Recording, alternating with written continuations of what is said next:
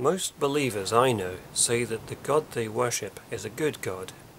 When something good happens in their life, they thank God for it, and when something bad happens, they blame it on demons or the devil, as if there were two opposing forces at work with intelligent agents behind each of them.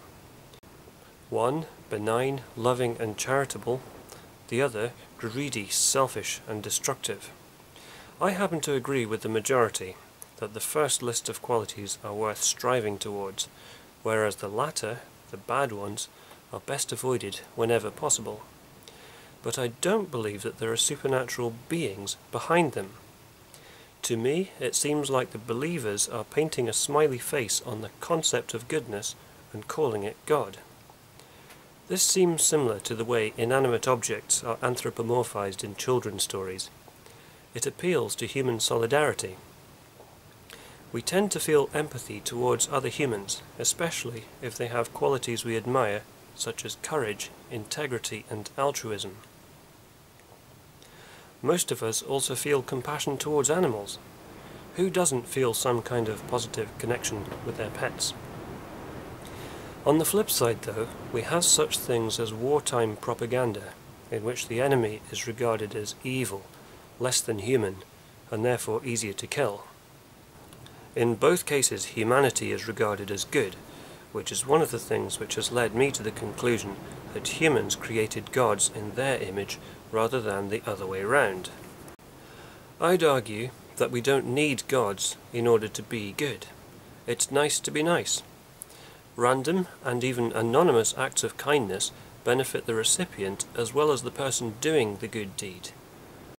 We feel better about ourselves if we help others rather than hinder them. Why anyone thinks this is only possible if a good God exists is a mystery to me.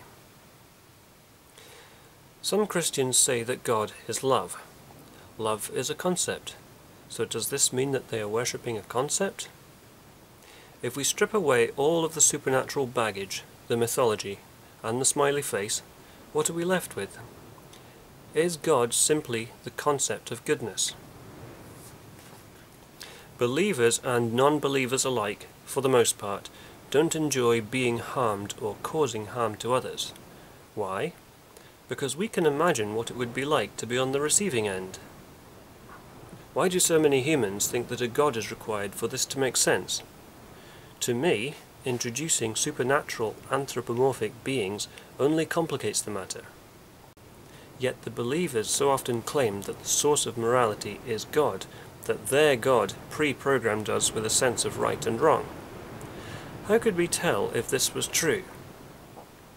If the believers were to present some incontrovertible evidence which demonstrated that gods, angels, or anything supernatural was real, then I'd have to reconsider my position, or worldview, as my theistic friends like to call it.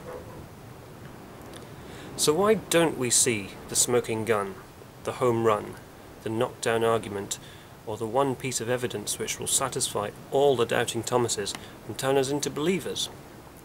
Could it be that there is nothing tangible that we can believe? Whether there are such things as gods or not, we still have to share this planet with more than 7 billion other humans. Surely this life, the only life we know we have, will be more pleasant if we try harder to get along peacefully with each other rather than fight over our differences. If goodness is what God turns out to be, then fine. Call me a theist at that point. But don't try to convince me that all of the magic, miracles and mythology are real unless you can demonstrate that they are.